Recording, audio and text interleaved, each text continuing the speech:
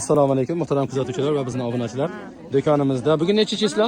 14-mart Ramazon hayitiga ozgina qoldi. Kelib olinglar, xalq foydalansin uchun mana Turkiya ko'ylaklar 25 ming so'mdan.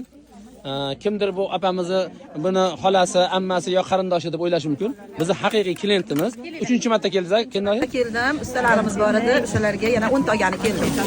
Yaxshimikin materiallaringiz? Razma qilib xo'jayinimga kiygizdim. Hayitga olyapmiz. Sog' bo'linglar, Alloh rozi bo'lsin. Hammalarini kelishlarini tavsiya qilamiz.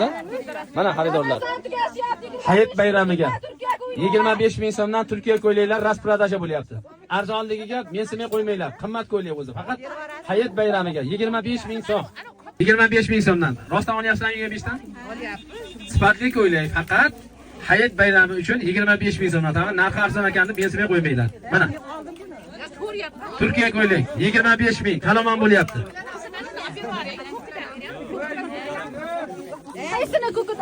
Hop, kelinglar, Qo'qon Mumtoz, shundoq Kiyosaklar do'koni.